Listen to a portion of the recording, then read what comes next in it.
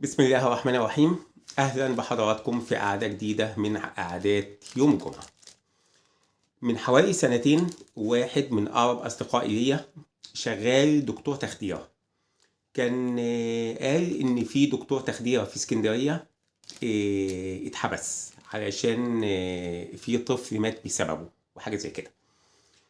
صاحبي ده كدكتور تخدير طبعا كان معترض أولا على إن واحد من تخصصه يتحبس.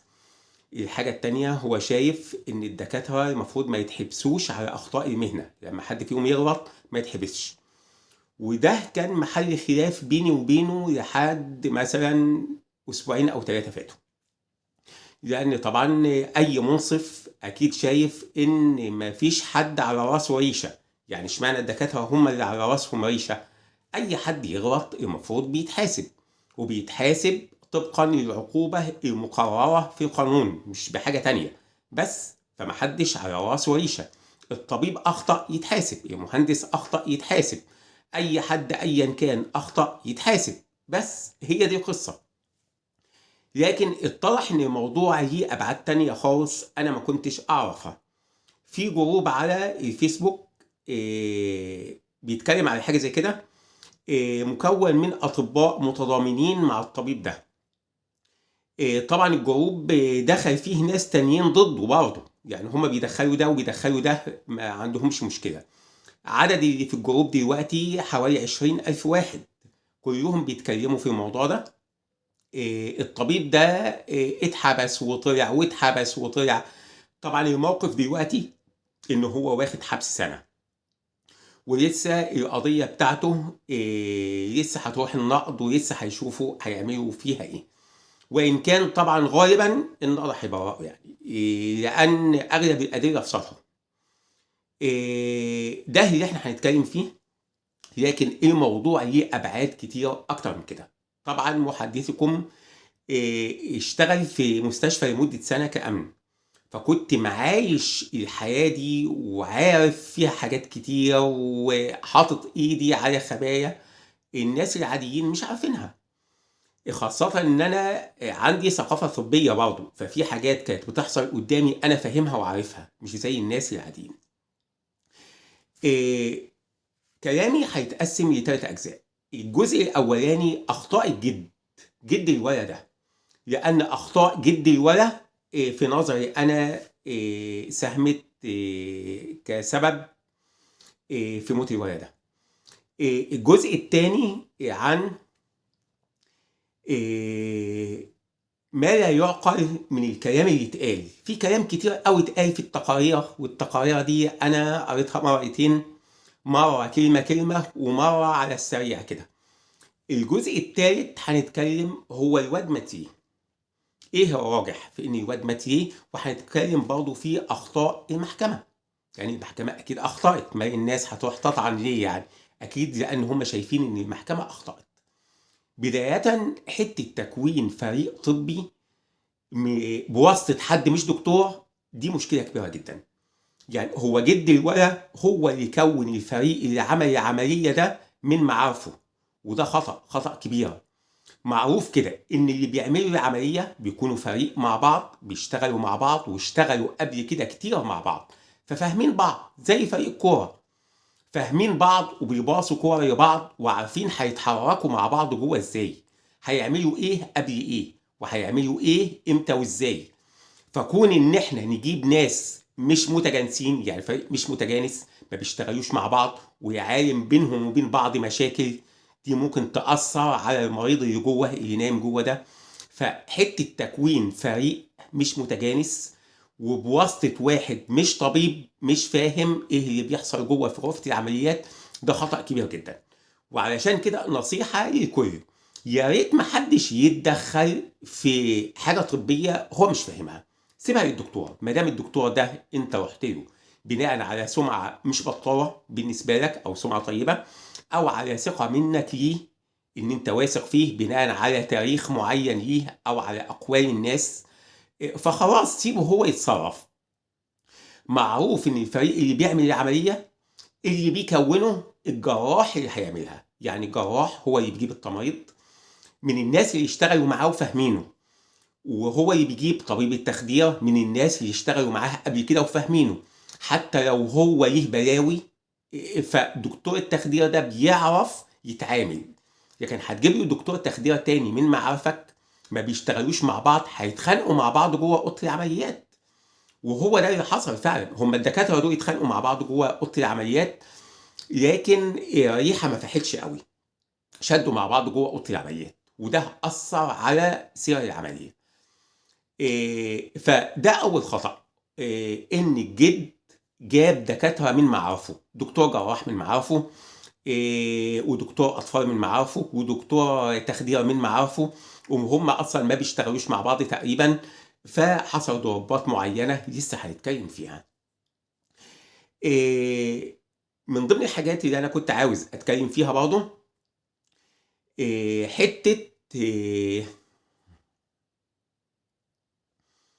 حته اخطاء المحكمه. زي ما قلنا المحكمه في نظر الناس هي اخطات، بدليل ان هم هيروحوا يطعنوا على الحكم في الدرجه الاعلى اللي هي محكمه النقض، وهيقولوا طبعا ان الحكم معيب ويشوبه العوار، وان المحكمه عملت كذا وكذا، وان القاضي ارتكب خطا مهني جسيم. ده كله هيتقال، مش عيب والله ان يتقال كده. المحكمه اخطأت في كذا حاجه. اول حاجه ان المحكمه لم تتفطن، لان الدكاتره دول في بينهم وبين بعض مشاكل، فشهادتهم في بعض مجروحه. ونفس الكلام ينطبق على النيابه برضه كان من الاول كان لازم تتفطن ان الدكاتره دول شهادتهم في بعض مجروحه مش مقبوله. ليه؟ في تقرير للدكتور بتاع التخدير قال صراحه انا ما بخدرش حالات للدكتور نادر فصيح. قال كده، قال انا ما بخدرلوش حالات، يعني انا ما بشتغلش مع الراجل ده. ليه بقى؟ حاجات كتير ما تسالش فيها، كان المفروض يتسال السؤال ده. قد يكون مهنيا بالنسبه له مش كويس، قد يكون اخلاقيا في تعامله مع المرضى مش كويس، قد يكون بالنسبه له شغله وسخ، معذره يعني، قد يكون حاجات كتير. لكن هو قال جمله المفروض كان يتحط تحتها كذا خط: انا ما بخدرش حاجات للدكتور نادر فصيح. لكن هو طبعا جه علشان خاطر صاحبه اللي هو جد الطفل. بس دي اول نقطه. طبعا في مشاكل، واضح ان في بينهم وبين بعض مشاكل، دي حاجه. طيب من ضمن الحاجات برضه اللي المفروض كانت المحكمه تتفطن ليها، قاعده الشك يفسر في صالح المتهم. انت عندك متهم او عندك 3 متهمين مش متهم واحد، تمام؟ ال3 متهمين دول تم اتهامهم اولا بواسطه ابو الطفل، هو اللي قدم البلاغ وقال انا بتهم ال3 دكاتره بان هم تسببوا في موت الطفل.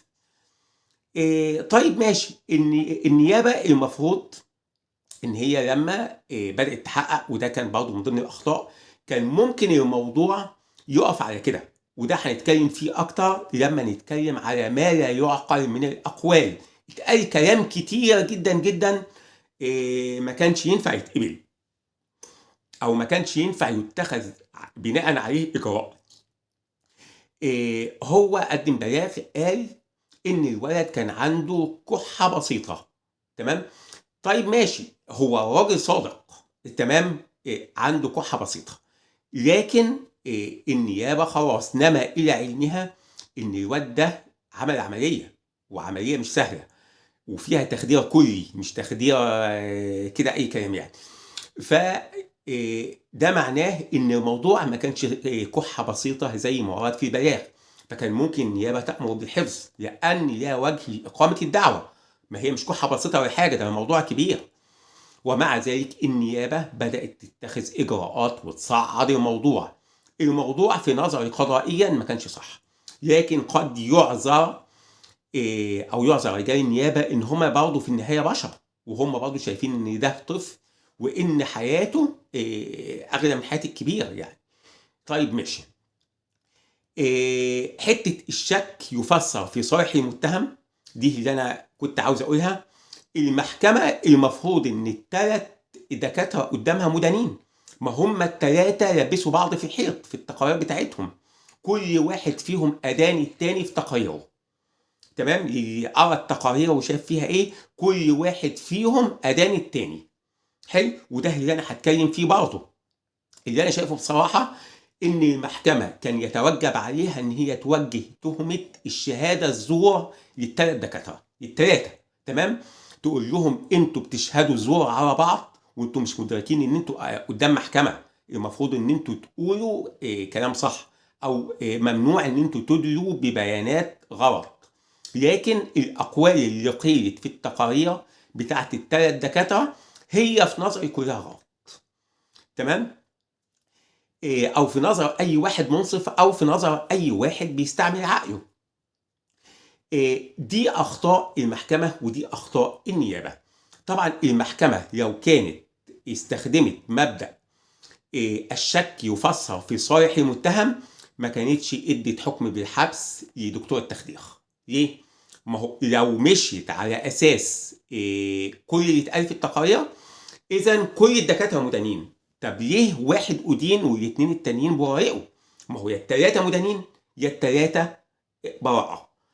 طبعا من ضمن اخطاء المحكمه برضه القاعده الذميمه جدا جدا اللي ساريه في العمل القضائي، اللي هي ايه؟ منطقها بيقول القاضي ليه بالورق وبس. يعني ايه القاضي ليه بالورق وبس؟ المفروض ان القاضي ده مش مجرد آلة، لا، ده القاضي ده انسان فطن، انسان ذكي جدا جدا، والمفروض ان دي من مؤهلاته ان هو يشغل المهنه دي.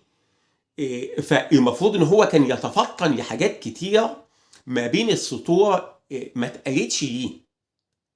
هو للاسف لم يتفطن لذلك، وبس اعتمد التقرير بتاع الطب الشرعي وعملوا منطوق الحكم بتاعه وحكم بهذا الاساس بس. طبعا الطبيب الشرعي اصلا عليه كومنتات كتيره جدا جدا لسه هنتكلم عليها. فكان المفروض ان القاضي مش مجرد ان هو ياخد بتقرير الطب الشرعي وخلاص، لا، يعني حته ان انت تاخد بتقرير الطب الشرعي طب ما هو كان الطبيب الشرعي هو اللي يحكم في المساله وخلاص، وكان بلاش منها يعني ايه القضيه.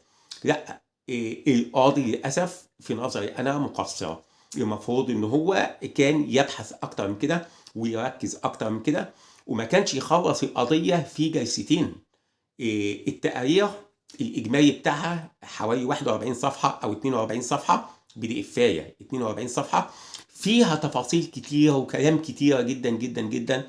لو دكتور بيقراه هيتعب جدا في ان هو يحيط بالتفاصيل ديت ويعرف يقارن ما بين الكلام ده ويستخلص منه حقائق معينه، ده لو دكتور. فما بالك بقاضي هو مش متخصص فمش فاهم، فمحتاج ان هو يشتغل اكتر ويتعب اكتر عشان يفهم.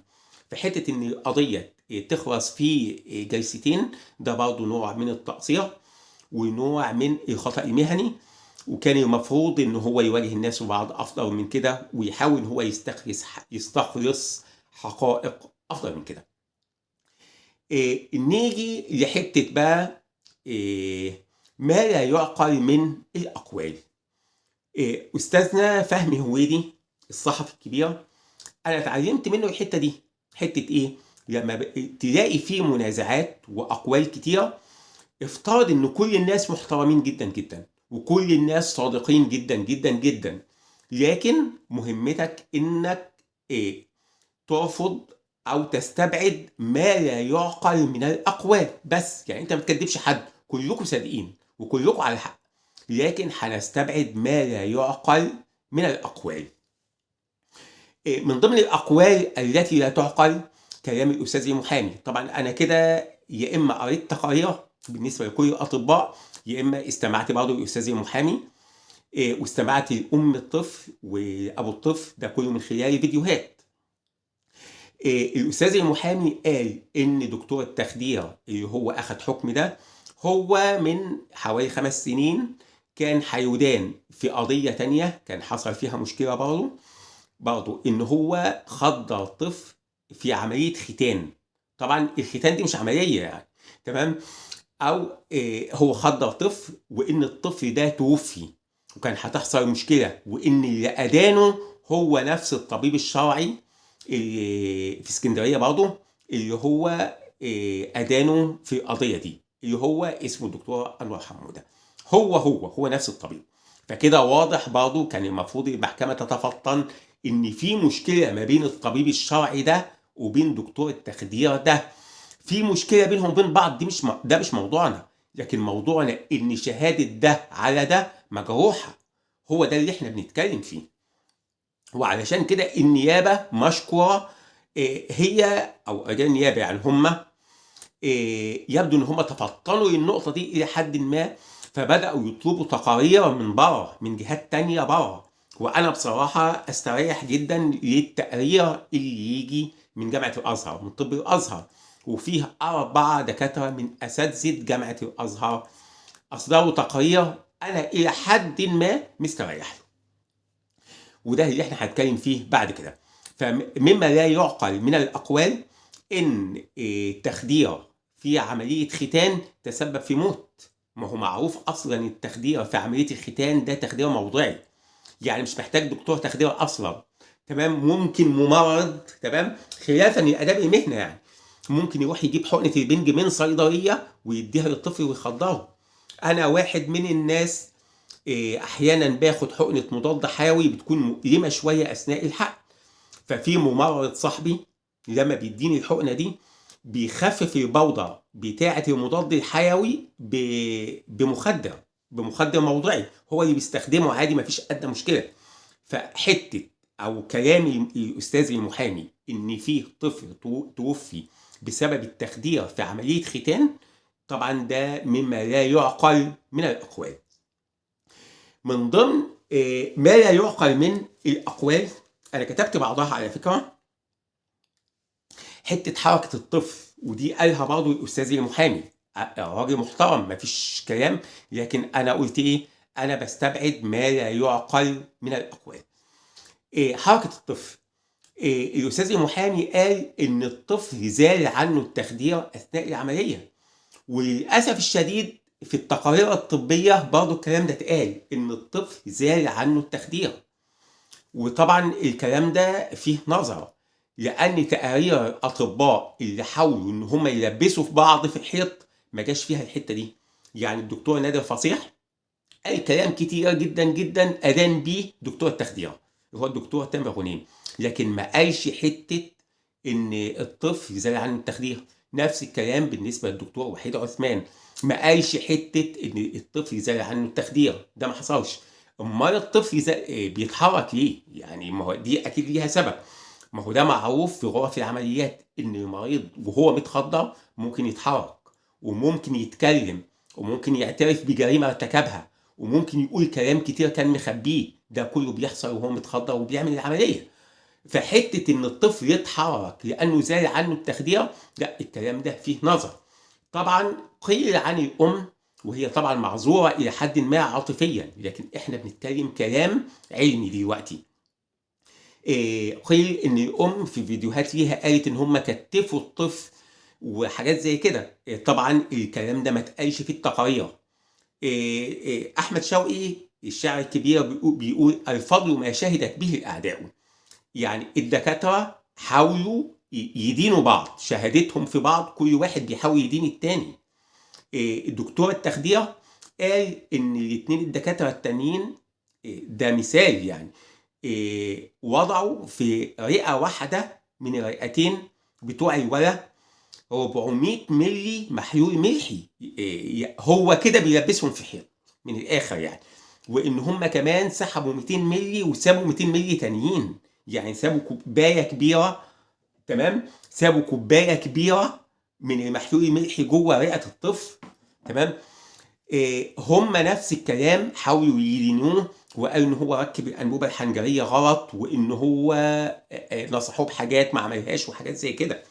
فلو كان فعلا حته ان الطفل زال عنه التخدير بسبب خطأ طبيب التخدير كانوا فضحوه وما كانوش رحموه والله.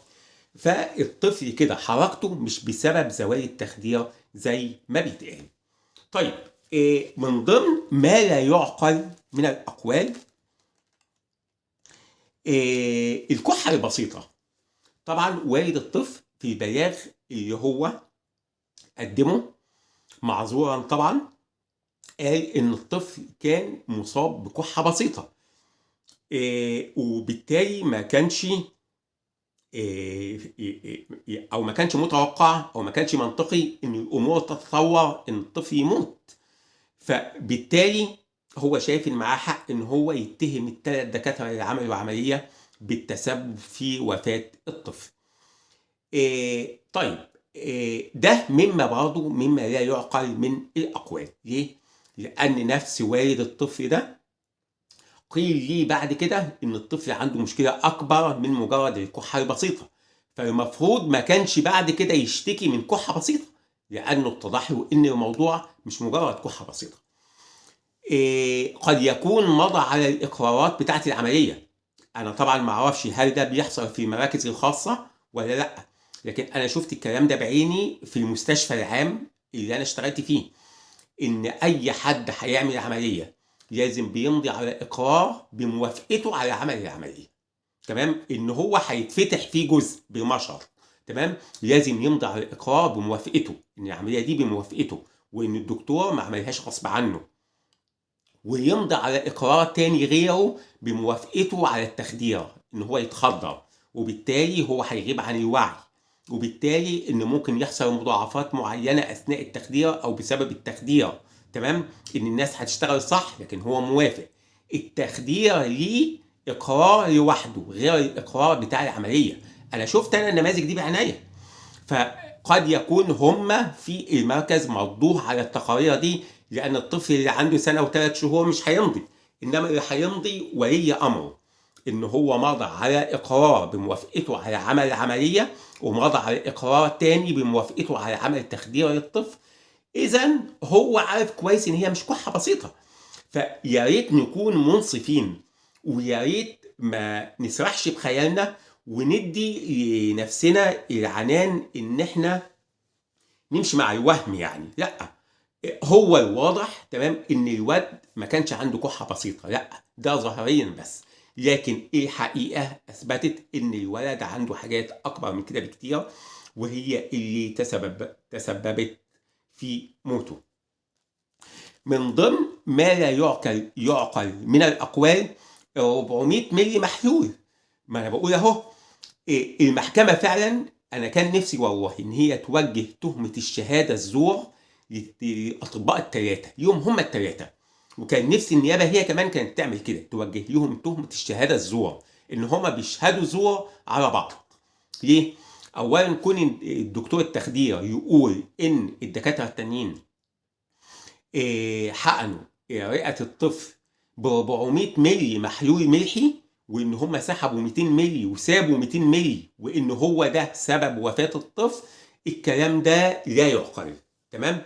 لازم نكون عارفين احنا كمشاهدين او كمجتمع ان الثلاث دكاتره دول الثلاثه اساتذه كبار، الثلاثه اساتذه الجامعه، يعني مش دكاتره بس، ده هم اللي بيعلموا الدكاتره الطب، فكلهم اساتذه كبار.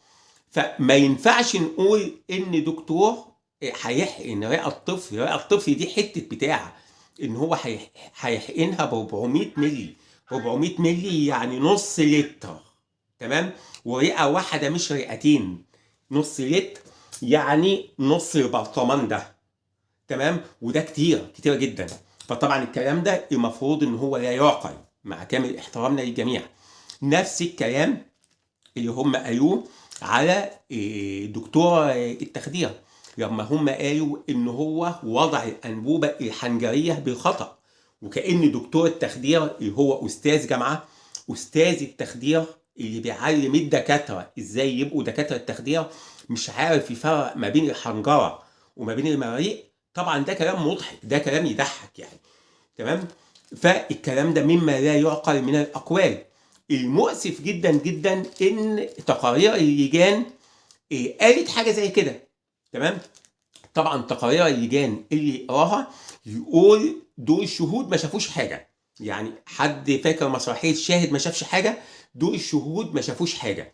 كل واحد فيهم ما فيش ولا واحد فيهم قال انا قريت التقارير اللي قبل كده وبناء عليه انا ببني عليها. لا، ده كل واحد فيهم بيدي احتمالات في المطلق، بيقول مثلا ان الطفل ممكن يكون حصل له كذا لاسباب كذا، كلام في المطلق بس كده.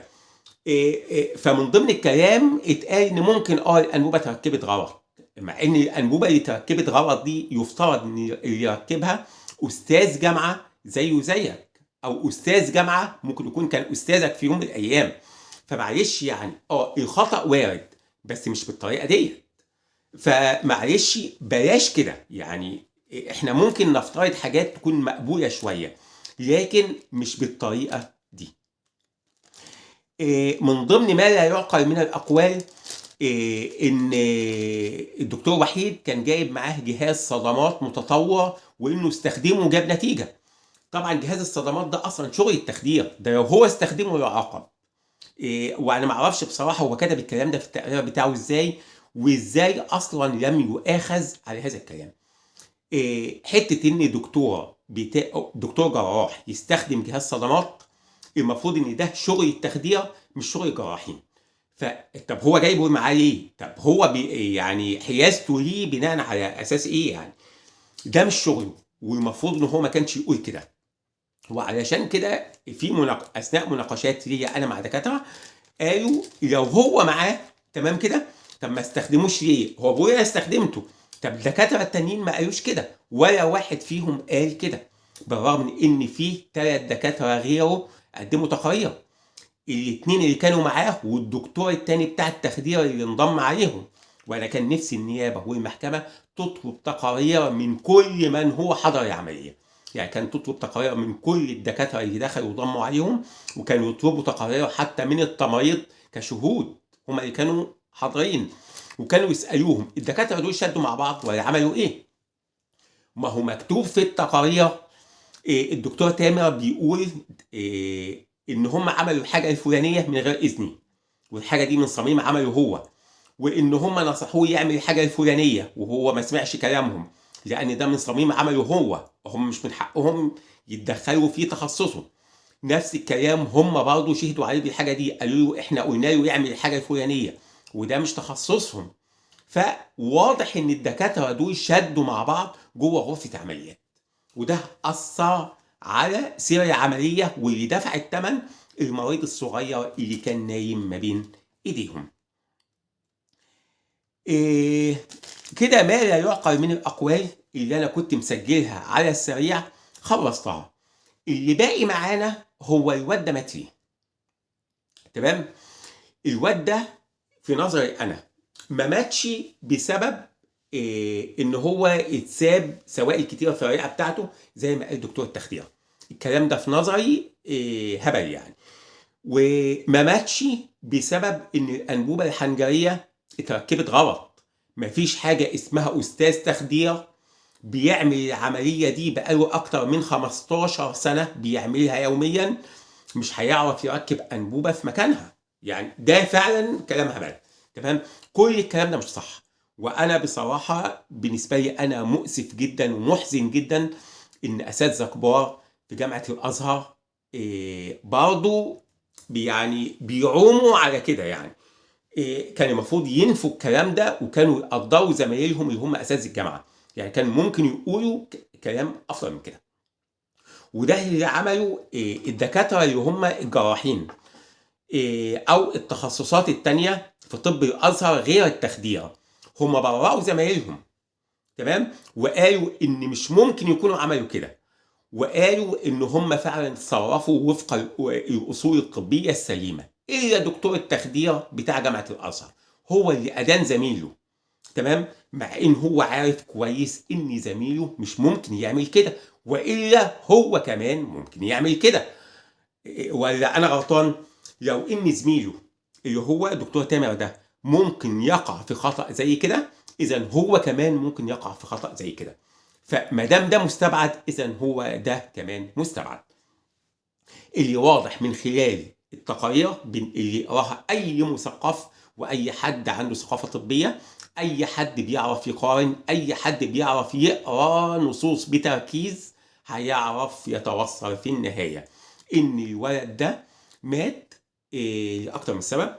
السبب الاولاني ان الفريق الطبي اللي عمل له العمليه ما كانش فريق متجانس، ما كانوش بيشتغلوا مع بعض كويس، تمام؟ فالعملية ما اتعملتش كما ينبغي. طبيًا وفق الأصول الطبية، دي كده ما يتعاقبوش على كده، لكن ما اتعملتش بنِفس، العملية ما اتعملتش بنِفس الواد ده، تمام؟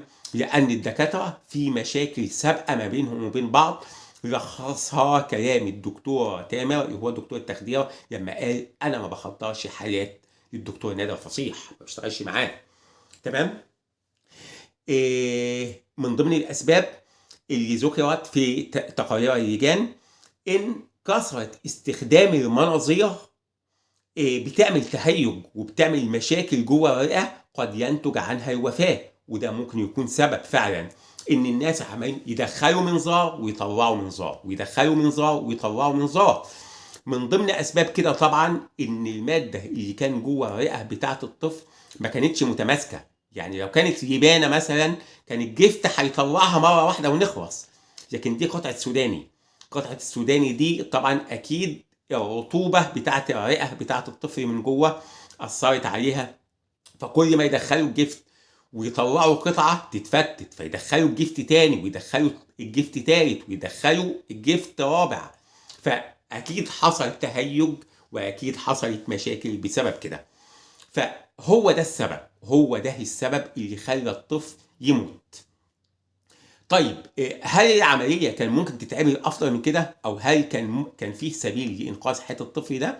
أيوه كان في سبيل لإنقاذ حياته لو كان اكتشفوا الموضوع ده بدري، ما كانش حصل المضاعفات دي خلال ال12 يوم إن فيه جسم غريب جوّه الرئة بتاعته. ففي نظري أنا ال3 دكاترة مش مدانين، لا ده ولا ده، وإن كانوا أخلاقيًا يجب أن يوجه ليهم اللوم هم ال3. وقضائيًا أنا شايف بصراحة إن المحكمة كان يجب إن هي توجه تهمة الشهادة الزور ليهم هم ال3، وأنا أتمنى بصراحة إن النقابة تحاسبهم هم ال3 على أخلاقياتهم دي وعلى تصرفاتهم.